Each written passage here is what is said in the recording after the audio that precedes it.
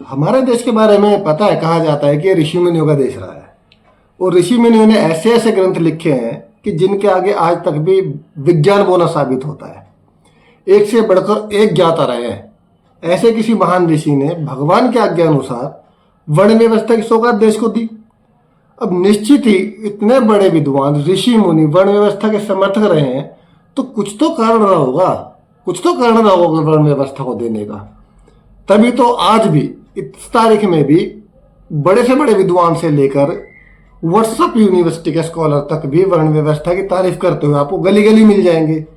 कोई बताएगा कि भाई हमारे ऋषि मुनि ने बड़ी अच्छी व्यवस्था बनाई थी, लागू होनी चाहिए, आज भी लागू होनी चाहिए, जो जैसा काम करता है उसको उसी के वर्ण में रहना चाहिए, अपने वर्ण से बाहर काम नहीं करना चाहिए।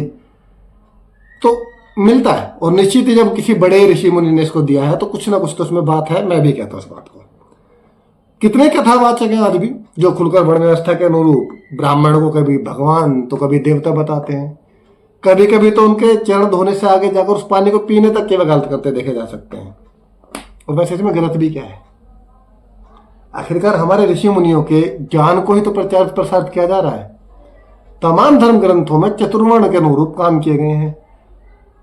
हमारे देश के सबसे बड़े ग्रंथ रामायण में स्वयं भगवान राम ने शंभुक नामक ऋषि की इसीलिए हत्या की क्योंकि वह एक शूद्र थे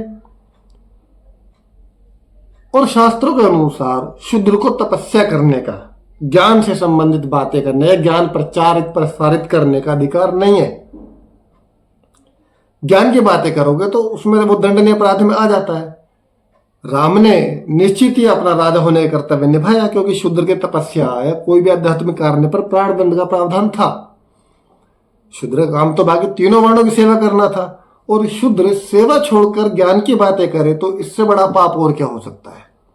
बस इसीलिए शंभुक का सर काटा गया। गलती थी शंभुक की। भला शास्त्रों के खिलाफ कोई कैसे जा सकता है? नहीं जाना चाहिए था ना। तो शंभुक को अपना सर देना पड़ा क्योंकि शास्त्रों में लिखा था कि शूद्र तपस्या नहीं कर सकता है, शूद्र ज्ञान की बातें नहीं कर सकता है। दंड का प्रावधान तो मनु नाम के एक महान ऋषि ने अपनी किताब मनुस्मृति के 8वें अध्याय में इतने क्लियर बताया गया है, इतने स्पष्ट रूप से लिखा है। और शूद्रों के लिए तो इतने कमाल के प्रावधान लिखे हैं कि उच्च जाति के सामने अगर उनके बराबर आसन पर बैठ जाता है शूद्र तो उसके नितंब काट ले जाए। भले ये कोई छोटी मोटी सजा नहीं है बराबर में बैठने की, सीधा सा उसको इस घोर पाप के लिए, दुराचारी इंसान के लिए कि जहां वो बराबर में बैठे किसी बड़ी जात वाले के तो उसकी नितंब काटने की सजा लिखी गई है। आखिर शुद्ध गलती कर भी कैसे सकता है? नीच तो है, कैसे बैठ जाएगा बराबर में किसी के? वर्ण व्यवस्था थी, लागू करना होता, उसको मानना पड़ता। मैं भी कहता हूं भाई मैं समर्थक हूं, मैं चतुर्वर्ण का पूर्ण समर्थक हूं। मेरा मानना है कि अब इसको पूरे देश में एक कानून बनाकर लागू किया जाना चाहिए। कानून बनाकर इस पूरी वर्ण व्यवस्था को देश में, पूरे देश में लागू कर दिया जाए। लेकिन जैसे बाकी सभी कानून देश के सभी नागरिकों पर एक समान लागू होते हैं, सभी कानून पूरे देश में, क्योंकि अगर कोई भी कानून हो तो सभी के लिए बराबर होता है, वर्ण व्यवस्था को लागू करा जाए कानून बनाकर। जैसे ये चतुर्वर्ण व्यवस्था लागू हो, उसमें जिसका जो काम है वही करे। यदि कोई अपने दिए अधिकार से बाहर जाता है तो दंडित होना चाहिए। यानी कि जिसका जो काम वर्ण व्यवस्था में बताया, अगर उससे बाहर कोई काम करता है तो निश्चित उसको दंड दिया जाना चाहिए। मैं इस पक्ष में उसको कानून बनाकर लागू कर दिया जाए। जैसे शिक्षा संबंधी काम सिर्फ ब्राह्मण करेगा, क्षत्रिय रक्षा करने का कार्य करें, वैश्य व्यापार करें, शुद्ध सारे मेहनत वाले काम करें। उससे बाहर काम करने पर समान दंड का प्रावधान सबके लिए कर दिया जाए। जैसे शूद्र को शिक्षा लेने पर या देने पर प्राण दंड दिया गया, शंभुक को दिया गया, मैंने अभी उदाहरण दिया आप लोगों को। जैसे शूद्र को दंड दिया गया, प्राण दंड दिया गया पढ़ने पर या पढ़ाने पर, क्योंकि उसका अधिकार पढ़ने पढ़ाने पर नहीं था, तो उसी तरह अगर कोई ब्राह्मण अनपढ़ रहे या मूर्ख रहे तो उसके लिए एक दंड की कोई संहिता होनी चाहिए, नहीं होनी चाहिए। आजकल ब्राह्मण को युवक युवतियां, लड़के लड़कियां नाच गाने का पेशा अपना रहे हैं। आप देख लीजिए, फिल्मों में जाइए आप, माधुरी दीक्षित, दीपिका पादुकोण, विद्या बालन, ममता कुलकर्णी, परेश रावल, मनोज वाजपेयी, ऐसे कितने सैकड़ों नाम है भाई जो नाच गाना कर रहे हैं, जबकि नाच गाने से अपने जीविका चला रहे हैं, अपना धंधा चला रहे हैं, इनका रोजगार ही ये है, पेशा है ये इनका।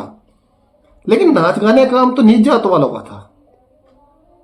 जब आज भी दलित को मंदिर में घुसने पर मारा जाता है, उसके नाचने गाने पर तुम्हारा नियम क्यों लागू नहीं होता? जब एक माधुरी दीक्षित नाच कर रही है सबके सामने, वो खुलेआम प्रदर्शन कर रही है, जो कि हमारे विधान के अनुसार, जो हमारे शास्त्रों के अनुसार, जो हमारे ऋषियों ने लिखा है उसके अनुसार नहीं है, उसकी अवहेलना करी जा रही है, तो वो दंडित क्यों ना हो? उसके नाचने गाने पर तुम्हारा नियम लागू नहीं होता?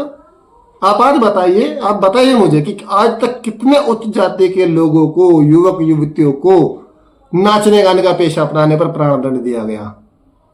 एक तरफ तो आप बात करते हैं कि ऋषि मुनियों का ज्ञान विज्ञान से भी आगे था, और दूसरी तरफ आपकी वर्ण व्यवस्था सिर्फ शूद्रों के लिए कठोरता से काम कर रही है, बाकियों के लिए आपकी वर्ण व्यवस्था में कोई दंड का प्रावधान नहीं है।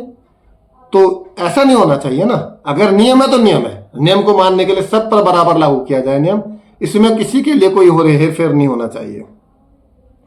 बाकी वर्णों के लिए कोई आपका नियम नहीं है, कोई वजूद ही नहीं रखता है नियम। अब मैंने आपको बताया कि माधुरी दीक्षित ब्राह्मण कास्ट से आती है, उसका नाच गाना आप सबने देखा है। ममता कुलकर्णी को आप सब जानते ही होंगे, बहुत सारे नाम इस तरह के जो इस तरह का व्यवहार करते हैं।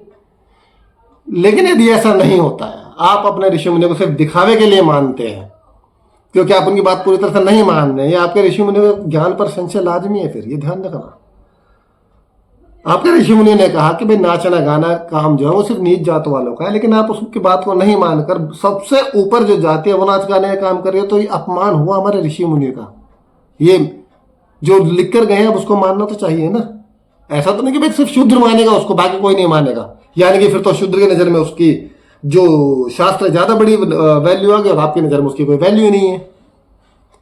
शायद यही कारण था कि बाबा साहब डॉक्टर भीमराव अंबेडकर ने खुलेआम मनुस्मृति को जलाया।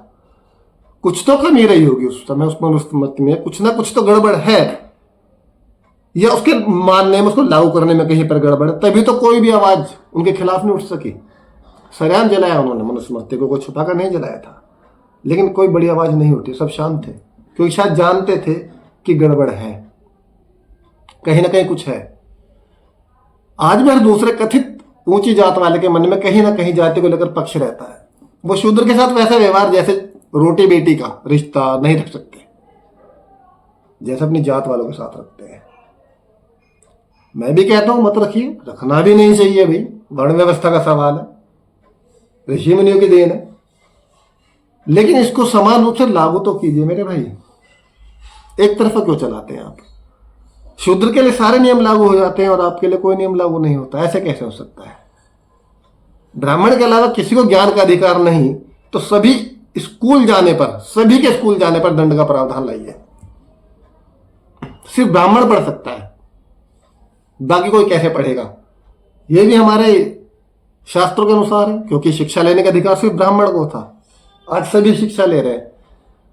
तो अगर शूद्र को मंदिर बढ़ने पर मारा जा रहा है, नए कपड़े पहनने पर मारा जा रहा है, घोड़ी पर बैठने पर मारा जा रहा है, तो ये जो स्कूल जा रहे हैं बाकी सभी लोग ब्राह्मणों के अलावा, इनको क्यों नहीं रोका जा रहा है, मारा जा रहा है? मैं मारने के पक्ष में नहीं हूं, लेकिन रोका भी तो जा सकता है। लागू करा जाए ना, हमारे व्यवस्था को ढंग से लागू करा जाए, फिर ढकोसला बंद करा जाए, जो ढकोसला चला रखा है सिर्फ एक जात, एक बिरादरी, एक वर्ण के लिए। प्रावधान लाइए, आप सभी शिक्षण संस्थानों के बाहर बोर्ड लगा दीजिए कि सिर्फ ब्राह्मण के अलावा कोई भी जाति के लिए शिक्षा वर्जित है, कोई नहीं पढ़ेगा। इसके अलावा आप देखिए, जूते चप्पलों का काम जो दिया गया था वो सिर्फ और सिर्फ चमारों का था। चमारों के अलावा अगर कोई जूते का काम करता है तो मनुस्मृति के अनुसार उसके लिए तो कुछ दंडनीय नियम होने चाहिए। जूते चप्पल का काम तो चमार का था, चमार के हक में दिया गया था कि जूते चमार बनाता है, उसको कहा भी गया था। आज भी आप गली नुक्कड़ पर जो मोची बैठते दिखते हैं वो चमार होते हैं।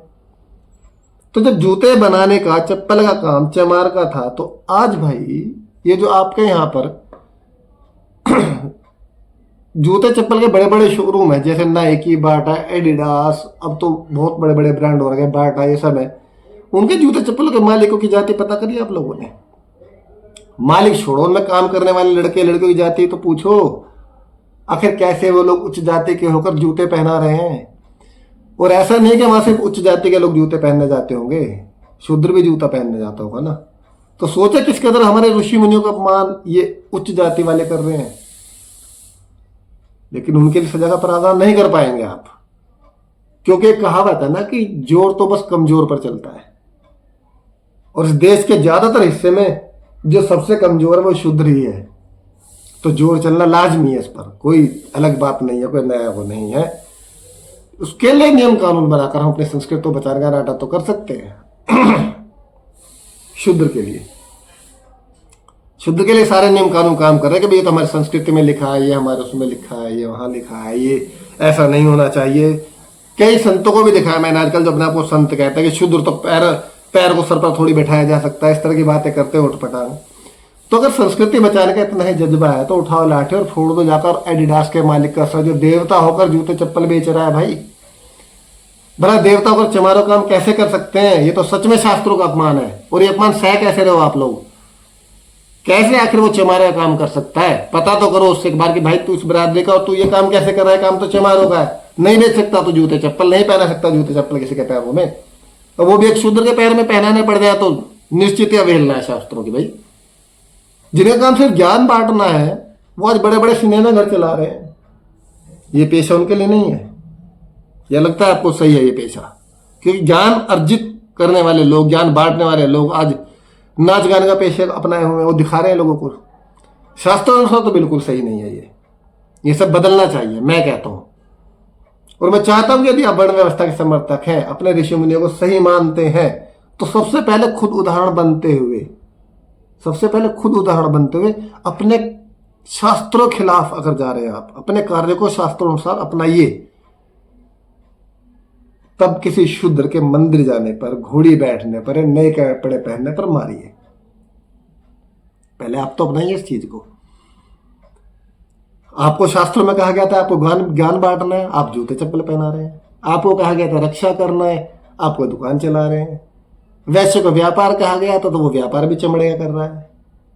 बूचड़ खाने बड़े बड़े देखिए आप किनके नाम पर खुले हुए हैं। जानवर का मांस निर्यात करा जाता है काट कर, जहां पर आप पता करें किनके नाम पर खुले हुए हैं। क्या वो सभी उसी बिरादरी में आते जिनको ये काम दिया गया था? नीच बिरादरी वाले शूद्र लोग। पता तो करिए सब चीजें। और अगर आप ये सब चीजें नहीं सुधार सकते तो भाई प्लीज रिक्वेस्ट है मेरी कि ये जो आप दिखावा करते हैं, शूद्र को मारते हैं, कमजोर को मारते हैं, उसको बंद करिए। क्योंकि यदि आप स्वयं अपने शास्त्र के खिलाफ है तो गरीब शूद्र पर अपनी जबरदस्ती थोपना गलत है। उसे मारकर आप अपने आप को सही नहीं बता सकते। और अगर आप ऐसा कर रहे हैं तो ये आपकी बीमार मानसिक हालत को दर्शाता है। इस हालत में आपको कि धर्मशास्त्र का उदाहरण ना देकर एक अच्छे डॉक्टर को दिखाना चाहिए, एक अच्छे अस्पताल जाकर अपना इलाज कराना चाहिए।